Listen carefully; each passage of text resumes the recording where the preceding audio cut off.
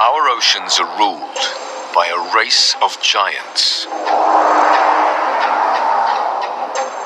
Megaships, up to a third of a mile long. It's just absolutely gigantic. But when Leviathans die... What destroyed this huge giant? They take their secrets to the deep. Lost inside the most awe-inspiring shipwrecks on the planet.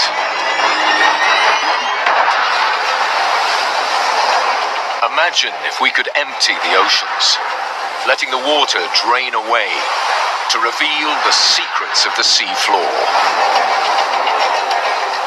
Now, we can. Using accurate data and astonishing technology to bring light once again to a lost world. This time, why did Britannic, sister ship to the Titanic, plunge to the bottom of the seas? How did one simple mistake send a supertanker to her death? It was the worst oil spill in history. And can a ghostly voice help solve a deadly megaship mystery? I have a marine emergency.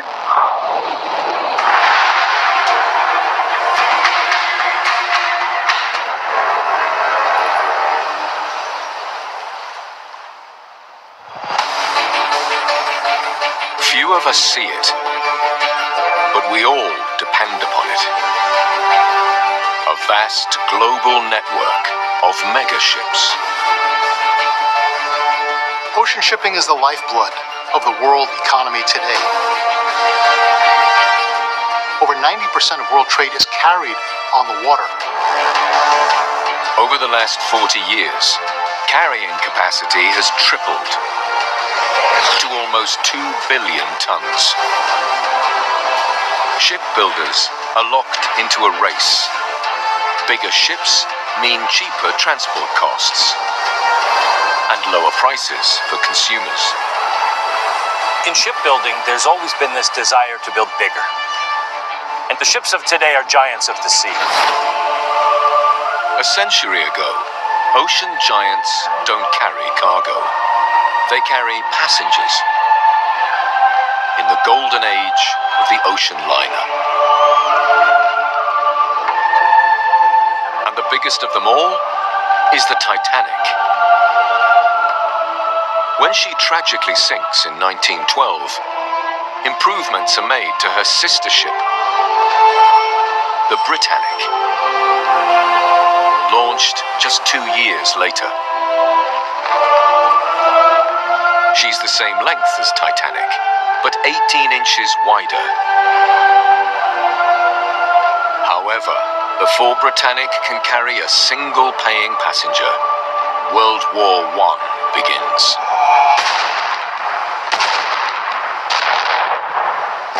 And she is turned into a vast floating hospital. 882 feet long, weighing 53,000 tons, and with enough beds for 3,300 patients. After 5 successful voyages, she sets out for the battlefields of the Eastern Mediterranean.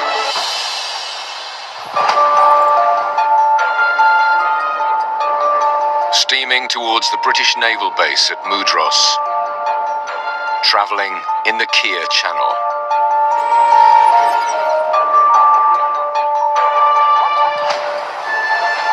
It's a clear day, with no enemy in sight. But shortly after 8 a.m.,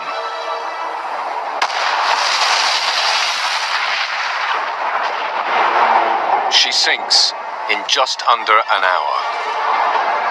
30 people die, but over 1,000 are rescued. The contradictory stories of the survivors begin a century of controversy. When Britannic was lost, the key questions were, had it been torpedoed, or had it been sunk by mines? A mine is a tragic accident of war. A torpedo aimed at a clearly marked hospital ship is a war crime.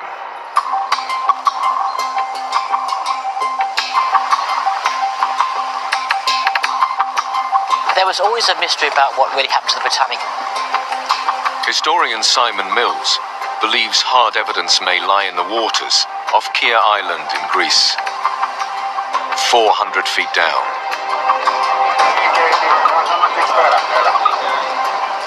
It was really a case of finding out what the weapon was, trying to find physical evidence on the seabed of what actually sank the Britannic. It's a deep dive, it's a tough dive, but really excited about getting in the water.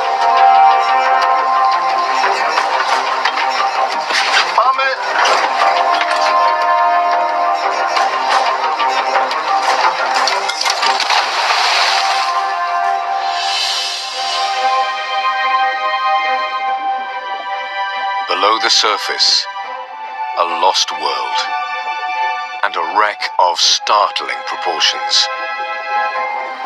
And as you look up, you have this beautiful deep blue that silhouettes the whole wreck. It takes your breath away, it really does.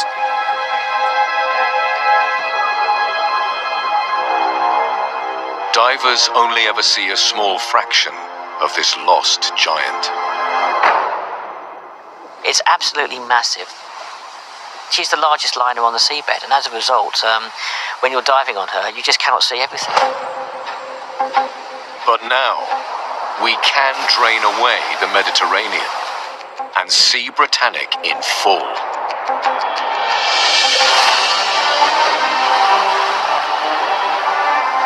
First, the bridge.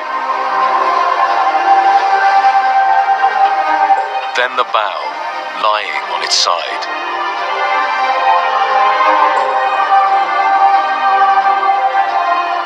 And almost 1,000 feet away, 3 massive propellers, each as big as a house, and all still in position. The largest ship of her age, bigger than any cathedral. It's just on a different scale. It's just absolutely gigantic. Gigantic and perfectly preserved.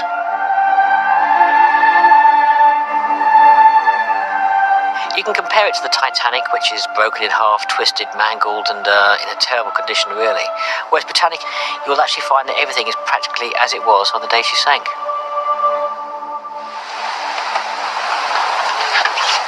Outstanding.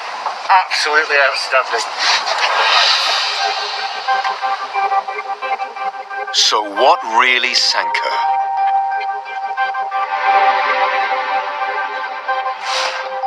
Looking for leads, Simon turns to newspaper reports.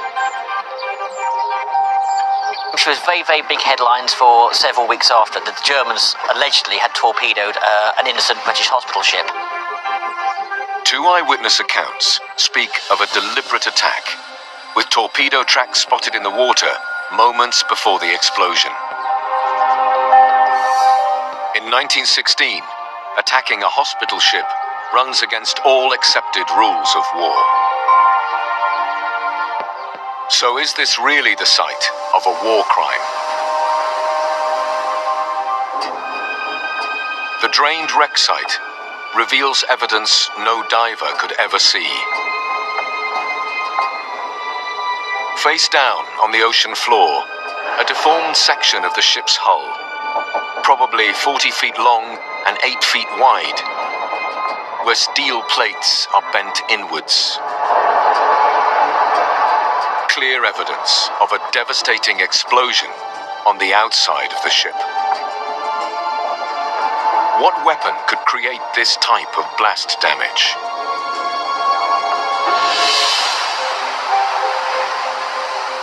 Simon is determined to hunt down physical evidence.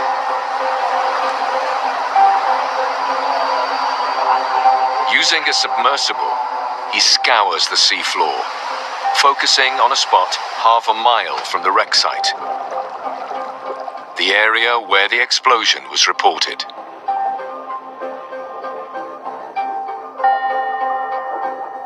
For hours, he sees nothing except sand and rocks. No sign of torpedo parts or fragments. But the drained landscape does reveal something. It's heavily encrusted, but identifiable as a small piece of metal, 3 feet across. It looks like a cracked eggshell. The object is exactly the shape and size of the casing of an E-type sea mine, a standard German device from World War I. And it's lying close to the spot the explosion was reported over 100 years ago. When you finally see it there in front of your own eyes, you think, yeah, fabulous, we've done it. Now we finally have the physical evidence. The mine fragment ends a century of controversy. It's irrefutable evidence that eyewitnesses were confused, and the Britannic was not deliberately targeted by a German submarine. In fact, some reports of a torpedo turn out to be nothing more than wartime propaganda. No U-boats were reported to be active in this area on the day that the Britannic was sank. To be absolutely categoric, she was sunk by a mine. With the key evidence from the drained wreck, it is now possible to reconstruct Britannic's final, fatal moments.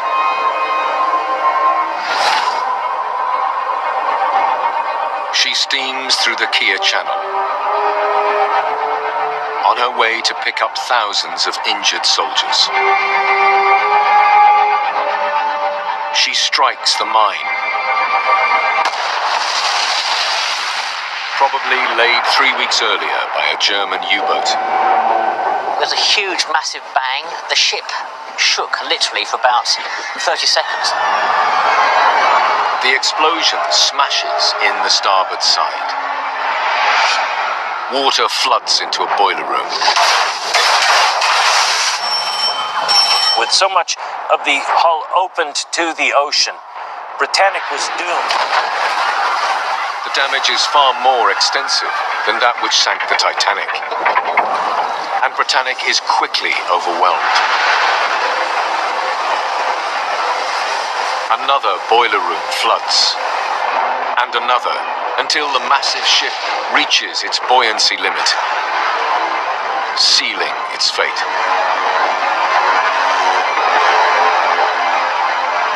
It takes just 55 minutes from explosion to sinking. The rapid loss of Britannic and the Titanic before her alarms the world's ship designers. For the first time, international shipping standards come into force. It did spur the international community into action. The new laws are intended to make all ships harder to sink. And that's never been more important. In the decades after Britannic, the era of transatlantic air travel dawns, and the number of ocean liners declines. But the number of giant ships doesn't fall.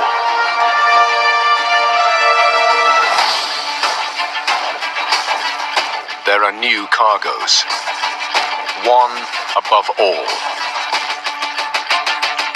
oil. The world's appetite for Arabia's black gold is insatiable. Moving it from the Gulf to Europe, America, and Asia is a lucrative business and requires a new kind of ship: the supertanker. Up to a quarter of a mile in length, these leviathans can carry nearly 500,000 tons of crude. It's vital they're built to be safer than any previous cargo ship. But are they? It was the worst oil spill in history.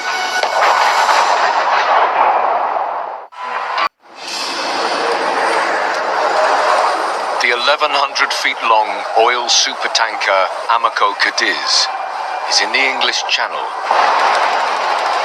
loaded with 1.6 million barrels of crude oil.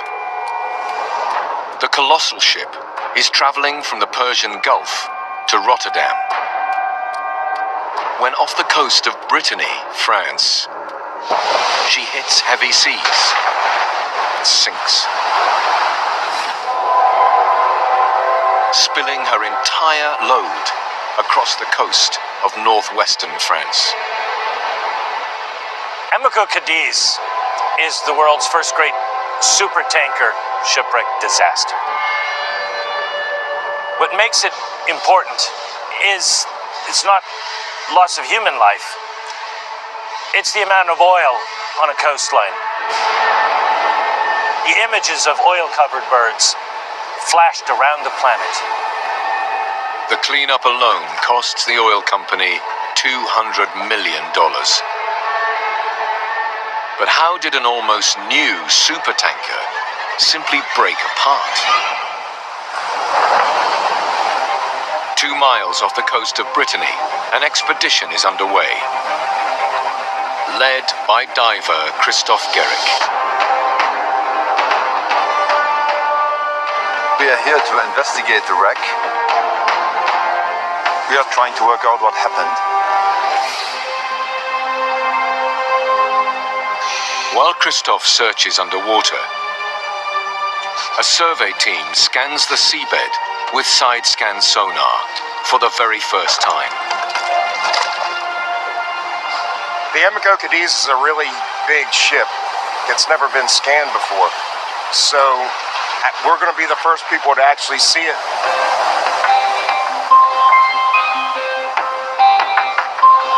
We can just keep going straight. After an hour, they get a hit. And it's a big one. Right here, that's the wreck right there. That's the stern. It's huge. That is really huge. It's massive. It's a big ship. It's amazing. It's amazing.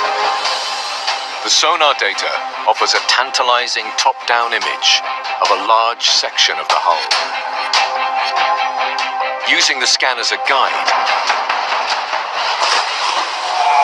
Christoph's team focuses on an area 115 feet down.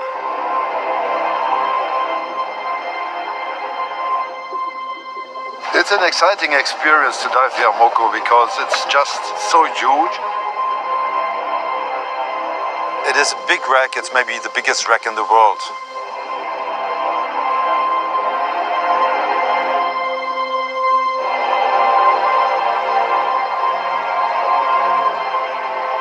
You feel really small compared to it.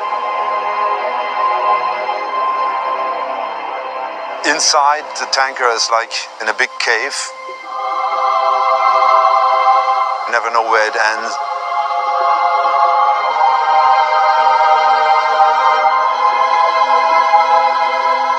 Underwater footage offers glimpses of this giant. Now, we can do better.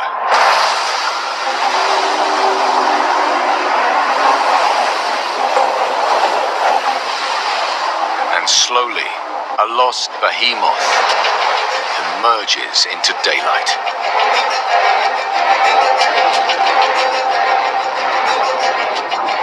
First, the stern, 220 feet long by 160 feet wide. Then, one of the 5 massive oil tanks.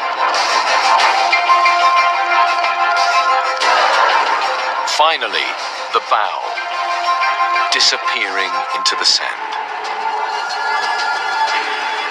It's a landscape of destruction and violence. And the wreck is completely ripped apart like this. So how was such a huge ship torn to shreds.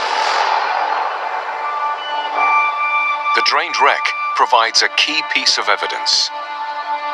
In one of her compartments, what appears to be a hairline crack.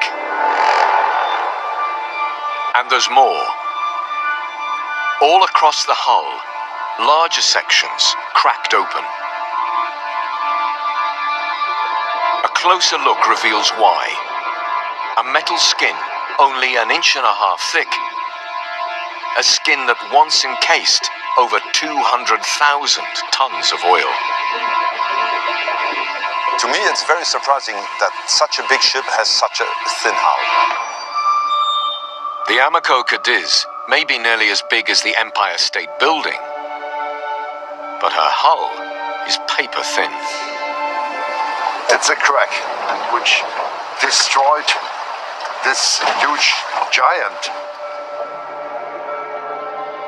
Now, based in part on the evidence from the drained wreck, we can reconstruct exactly how the Amoco Cadiz met her end.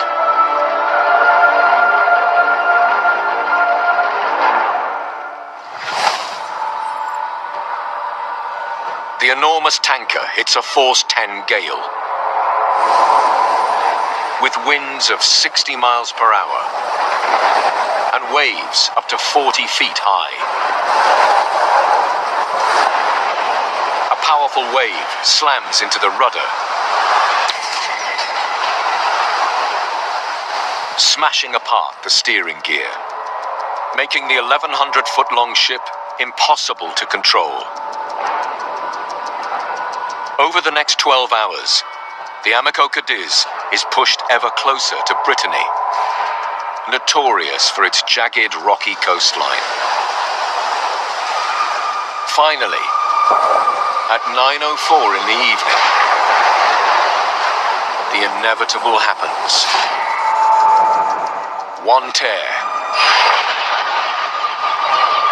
and another, is all it takes to rupture the weak, single-hulled ship. Like an eggshell hitting a wall.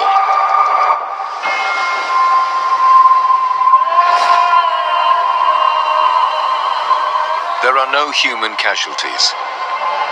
All 44 men aboard are rescued by helicopter. But a region of France, famous for its wildlife and natural beauty, is drenched in 220,000 tons of oil. It was the worst oil spill ever. It was the worst oil spill in history. The Amoco Cadiz changes the way the world sees giant ships. In the aftermath of the disaster and other disasters of the same kind, there was a new law which created the obligation for double hull construction. In theory, a double-skinned hull should be able to withstand the worst the sea can throw at it. But as the global economy continues to expand, demand for ever bigger vessels grows unabated, putting new strains on the workhorses of international trade, the bulk carrier. These giants carry almost half of the world's cargo, shunting raw materials from one side of the planet to the other. The MV Derbyshire is one of this new generation of tough superships. Almost 1,000 feet long, with a state-of-the-art double hull and 9 massive holds. She can pack in over 160,000 tons of cargo. Derbyshire is a true colossus with a range of 10,000 miles. In July 1980, she leaves Canada laden with iron ore, heading for Japan. Then on September the 9th, she suddenly disappears without a trace, without even a mayday call, and no sign of the 42 men and 2 women on board. Their families demand answers. It was the ultimate shipping mystery. One minute it's there, and the next minute, it's gone.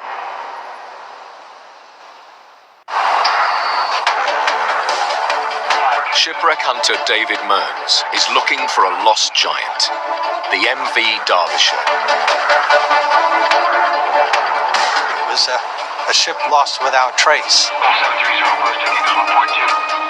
Something catastrophic happened to this ship, and we had to bring back the evidence. It won't be easy. With no Mayday message, Mearns has no reliable fix on Derbyshire's final position. And the China Sea is almost 2.5 miles deep here. Everybody talks about the needle in a haystack. Well, first off, you need to know where the haystack is. The only hint, reports of oil slicks in the days after the ship went missing. That's a clue to where the ship was lost.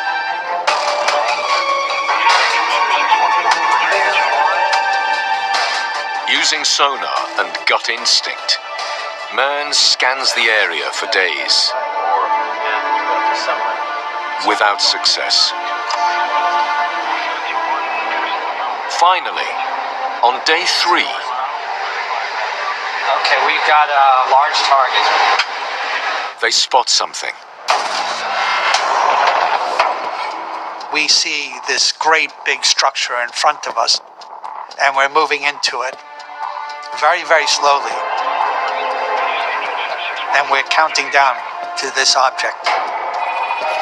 50 meters, 40 meters, 30 and 20, and then finally at about 10 meters out of the gloom comes this great big piece of steel, which was the side of the Derbyshire.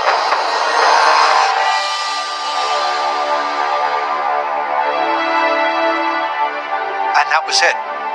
We had found it. This is the grave site for 44 people.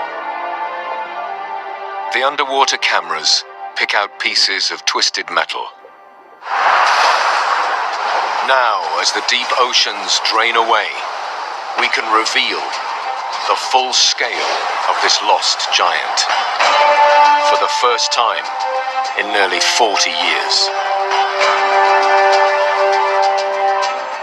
A huge bow, 160 feet by 140 feet, upright on the seafloor. Broken off like a discarded toy. Nearby, the cover of one of the ship's holds. Then, behind the bow, something totally unexpected. The rest of the ship obliterated, reduced to tiny pieces, and spread out over half a square mile. It's total, utter destruction. We're not talking just hundreds of pieces, we're talking thousands of pieces. We were just shocked. How could a modern ship, engineered for safety and with a new double-skinned hull, end its life like this? The real question was, not that it was broken there, but what caused the ship to sink? 3 years later, another expedition to the wreck site looks for answers. Lead engineer is Andy Bowen. For us, the first instinct when we saw the debris on the seafloor was just awe, really. The immensity of the destruction. Really a mind-blowing thing to witness firsthand. How a ship could be so completely destroyed. New data provides a telling clue.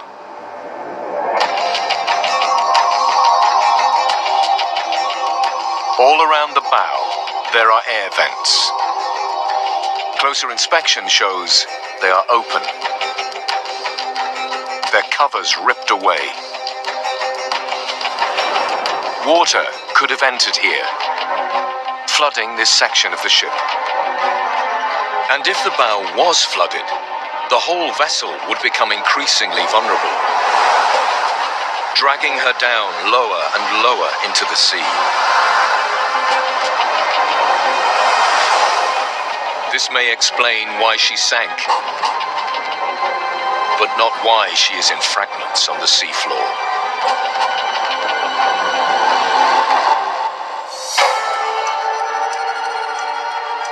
When Andy looks closely at pieces of the fragmented vessel, he makes a remarkable discovery.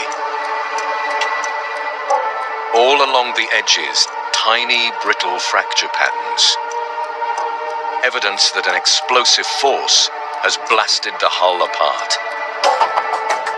Could there be some kind of design flaw with the Derbyshire's strengthened hull?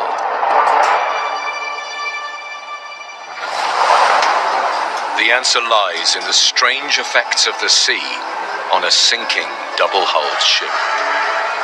When a ship sinks, at around 200 feet down, pressure is 7 times greater than it is at the surface.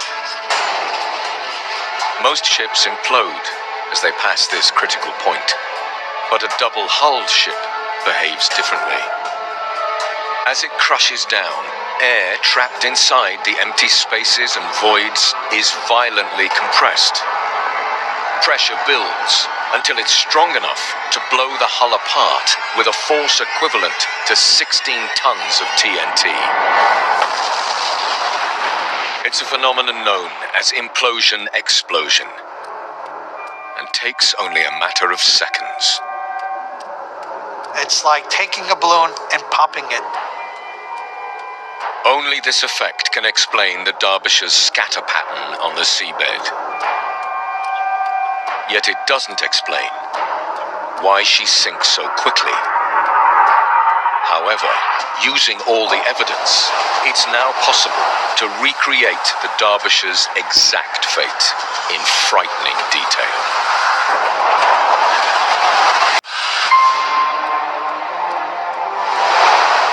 The 960-foot-long cargo ship MV Derbyshire is fully laden and headed for trouble. There's a typhoon in the area, which suddenly changes direction to put the Derbyshire in its path. Waves repeatedly crash onto the deck.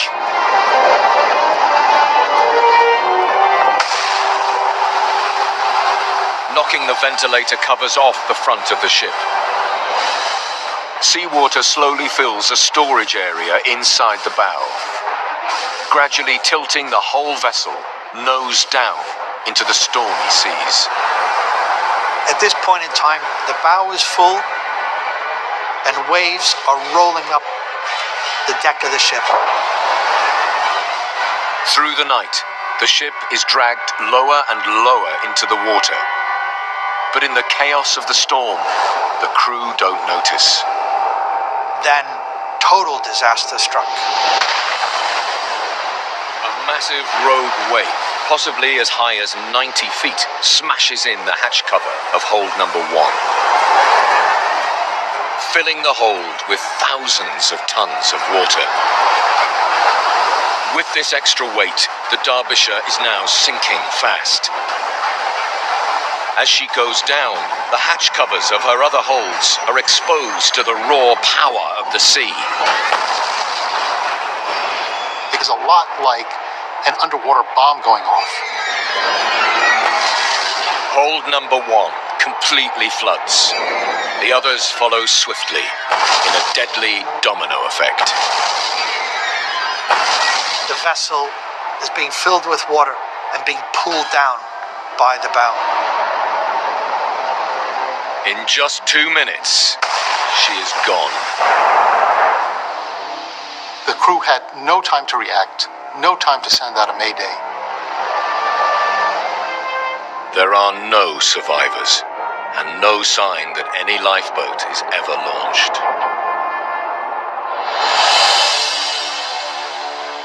This disaster helps spur even tougher action to regulate cargo ship construction. Stronger air vents on bulk carriers, along with alarms to warn if they're open. Ultimately, that has really helped in terms of preventing further accidents. Since those rules came into effect, the rate of loss of bulk carriers has been cut effectively in half. And safety has never been more vital.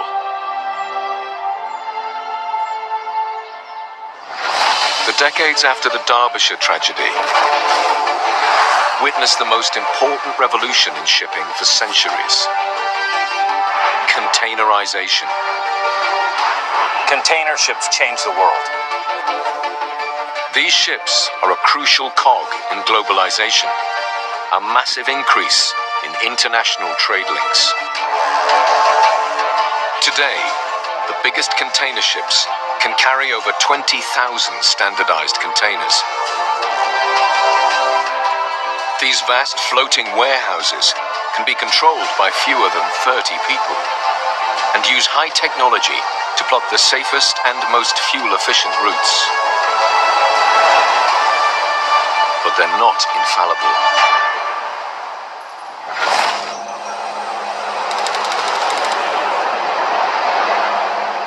One of the latest container ships, the Faro, is carrying almost 400 containers, along with 300 cars and trailers. From Jacksonville, Florida, to Puerto Rico. In suddenly menacing seas, she runs into trouble. Her captain, Michael Davidson, uses a satellite phone to make a desperate call for help. I have a marine emergency. The clock is ticking. But before he even gets a chance to explain what's happening, his 800-foot-long megaship vanishes off the map, along with all 33 people on board. El Faro is the greatest marine tragedy to hit the United States in decades. The disaster shows that even the most advanced modern ships can sometimes fail.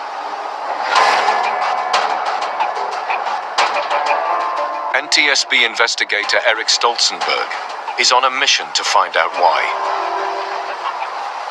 What happened to the El Faro was a mystery. We didn't have any witnesses. We didn't have the evidence because it was lost to the seafloor.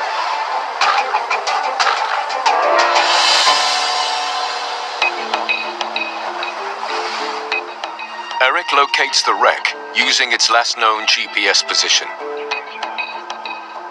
It's in very deep water, 3 miles down. Sonar images suggest that the debris is spread across an area of 19 million square feet.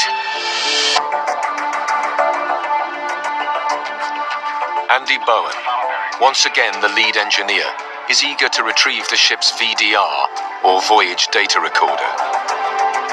Voyage Data Recorder is essentially a black box, similar to what would be in an aircraft. And so it records a variety of data streams, so conversations, telephone calls, radio calls. Any data recorded there could be key to understanding what went wrong with the El Faro.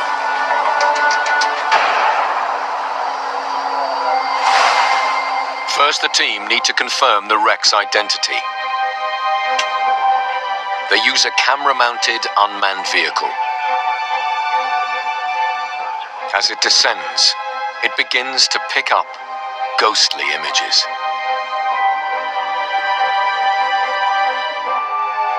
Twisted metal.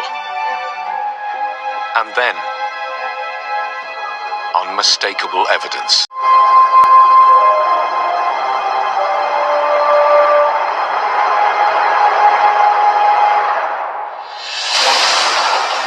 Yet only as the waters recede can the full scale of this gigantic cargo ship become clear.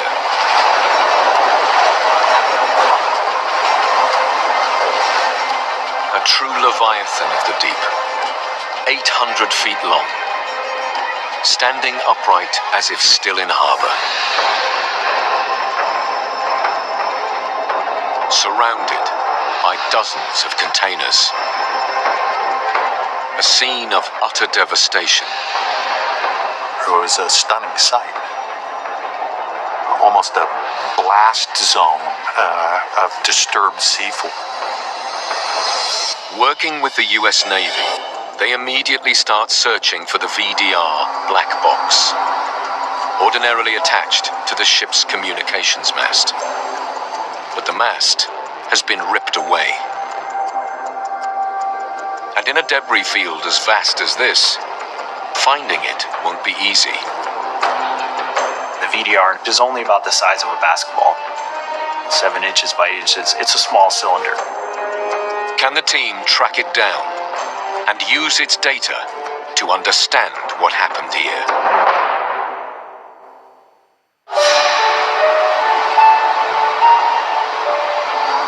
A team of investigators is painstakingly scanning the huge wreck site of the El Faro. They're looking for its VDR, the voyage data recorder, a tiny basketball-sized object that could explain why it sank. Kind of like a needle in a haystack on the bottom.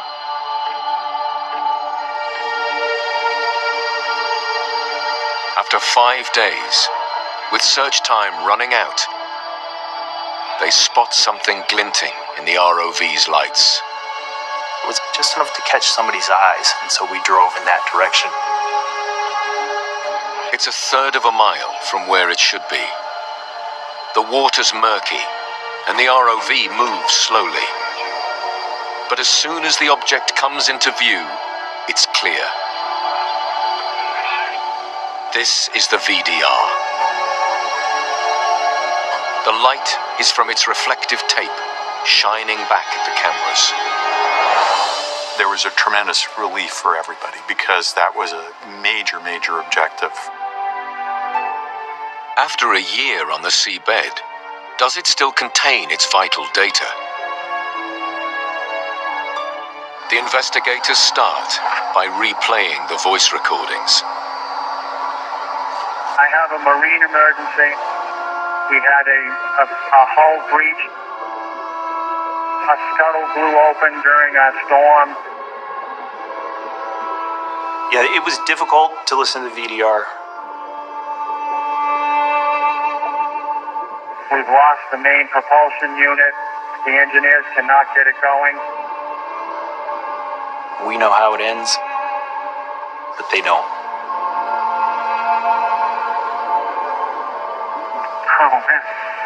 The clock is ticking. The VDR offers first-hand evidence, but that's not all. It also contains information on the ship's final position and movements, showing that shortly before she sinks, the El Faro is flooding in hold number 3. We have water down in 3 holes. Going back to the drained wreck reveals something hidden in plain sight. All along one of the upper decks, large, open loading areas. It's common practice to leave them open like this, because the crew expect that any water that enters here will quickly drain away. But then the VDR reveals a critical clue. We had a hull breach. A scuttle blew open during a storm. A scuttle is a hatch often located between decks. Looking at a plan of El Faro shows that if she listed severely in the hurricane, thousands of tons of water can flow in through this point, flooding her lower decks.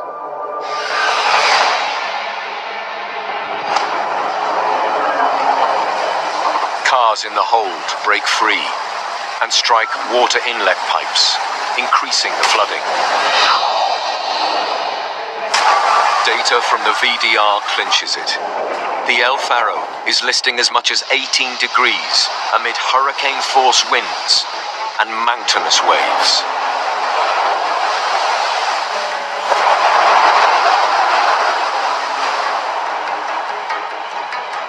These openings are the chink in this giant's armor. Immediately the ship is flooded. She becomes unstable and just 20 minutes later loses all power. The captain does ring an abandoned ship. But it's too late. The El Faro and all her crew are gone. Till the very end. It was incredible bravery. The tragedy shows that even the most modern ships aren't immune to the effects of nature at its wildest. In the meantime, the world's sea lanes get ever more crowded and the ships plying them ever bigger. At every stage where we built larger and larger ships, we ask ourselves the question, how much bigger can we get? And the truth is, nobody really knows how big we can go. Cargo ships are today reaching epic proportions. The biggest in the world is the OOCL Hong Kong, at over 1,300 feet long. Even giant passenger ships have re-emerged. Cruise liners, like the Symphony of the Seas, now carry over 6,000 people. The technology keeping these maritime giants safe continues to improve. But however well they are built and commanded, the ocean giants of the future will always have to face the uncontrollable power of the ocean.